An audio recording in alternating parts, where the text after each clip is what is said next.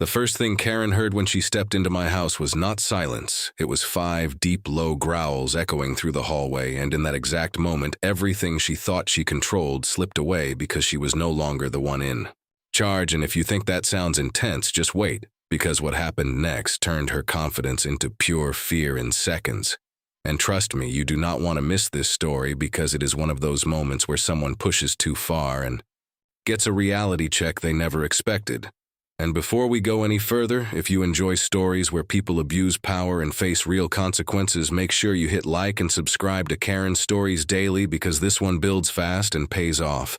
Even harder, I had always kept my life simple, quiet house, quiet street.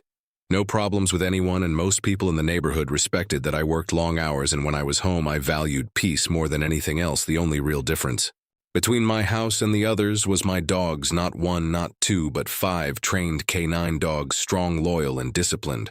They were not aggressive without reason, but they were protective, and they knew their space better than anyone.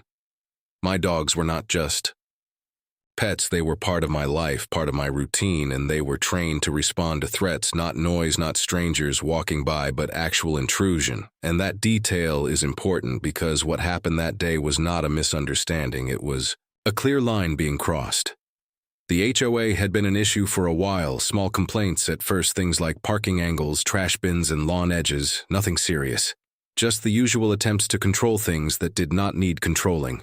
I ignored most of it because I knew how these situations go. You give attention and they take more. But then came Karen, the new HOA president, and from the moment she took that position, everything changed.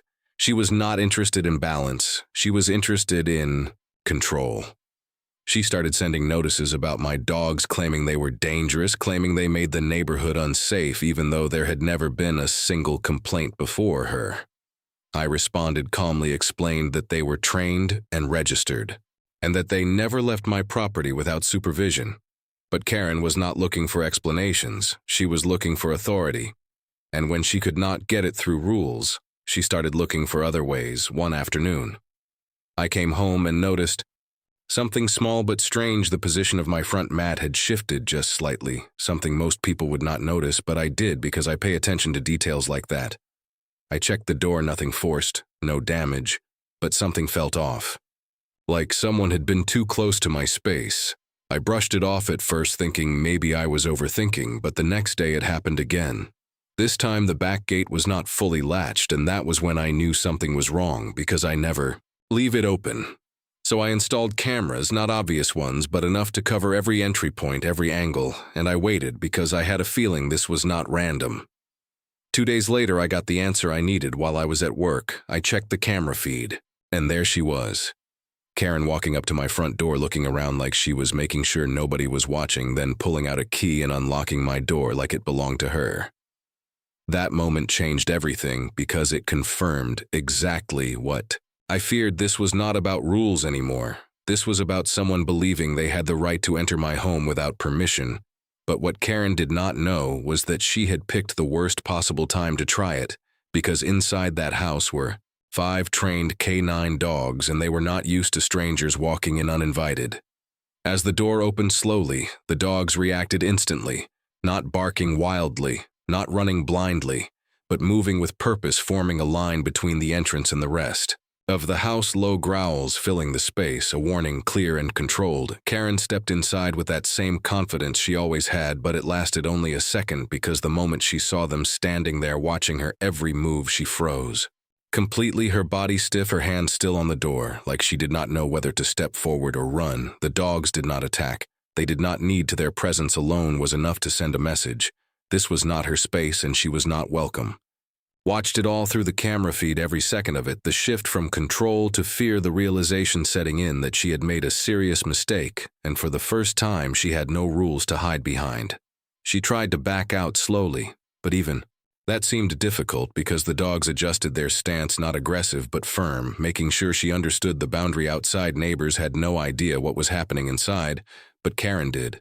And in that moment she was not the confident HOA president anymore. She was just someone who had crossed a line she should never have crossed. I left work immediately, not rushing blindly but moving with purpose, because now it was no longer about suspicion. It was about proof and consequences, and By the time I reached home, the situation was already unraveling in ways Karen could never have predicted. The moment she stepped inside, she froze, and that was the first time I saw real fear on her face. Not anger, not control, just fear. Because 5 large trained canine dogs were standing still in a perfect line watching her every move. They were calm but alert, and anyone who knows trained dogs knows that silence is the scariest part. I slowly walked into the hallway and she turned toward me trying to speak, but nothing came out. Her confidence was gone completely. I calmly told her to not move and to keep her hands where I could see them. Because those dogs were trained to react to sudden movement, and I was not going to repeat myself. She nodded, fast, her hands shaking, and for the first time she looked like someone who understood she had crossed a serious line. I walked closer and told her she had exactly 10 seconds to explain why she broke into my home without permission. She tried to say something about HOA rules, inspections, safety concerns, but even she knew it sounded weak inside someone else's house. I stopped her mid-sentence and told her this was not an inspection, this was trespassing and breaking and entering and things. We're about to get very serious, very fast. I pulled out my phone and told her I was calling my wife, who works in law enforcement and handles cases exactly like this. The second she heard that, her face dropped even more, and she started begging, saying, "We could talk this out," saying it was just a misunderstanding, but I did not respond. I made the call and put it on speaker. Within minutes, everything changed. My wife arrived in full uniform, calm, focused, and completely professional. She walked in, saw the situation, and immediately took control, asking direct questions and observing everything around her. Karen tried to switch back to her usual tone, acting like she was the victim, saying she felt threatened, saying she entered because she thought something was wrong with the house, but the story fell apart quickly because the facts did not support her at all. My wife asked her one simple question: "Did you have permission to enter this property?" And Karen could not answer. She just stood there, silent, and that silence said everything. The next step was exactly what you would expect.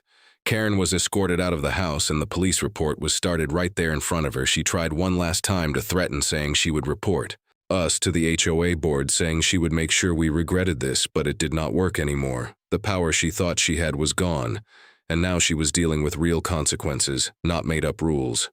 I watched as she was taken outside, and for the first time she looked small, not in control, not confident, just someone who made a very bad decision and was now facing the result of it. In the following days, things got even more interesting because the HOA board started to distance themselves from her actions. They claimed she acted alone and did not have approval to enter any property like that, which made sense because no real organization would risk that kind of legal trouble.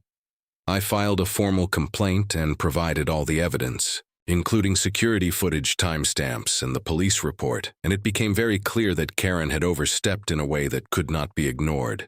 The investigation moved forward, and her position in the HOA quickly came into question. At the same time, neighbors started reaching out quietly, sharing their own experiences with her, stories about fines, threats, and behavior that never felt right.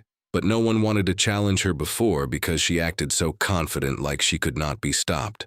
But now things were different. Now there was proof. Now there was a clear line that had been crossed, and people felt safe speaking up. And once that started, it did not stop. More and more complaints came in, and it created a situation where the board had no choice but to act. Eventually, the outcome was exactly what you would expect. She was removed from her position and faced legal consequences for what she did. The charges were serious and the evidence was clear. There was no way around it, and just like that, the person who thought she could walk into someone's home without permission lost everything she had built in that community. And it all came down to one decision, one moment where she believed she was above the rules. For us, things went back to normal, but with one important difference. There was a new respect for boundaries and a clear understanding that no one has the right to enter your home without permission, no matter what position they hold. And honestly, that peace of mind was worth everything. If you made it this far, I really want to hear your thoughts. Would you have handled it the same way?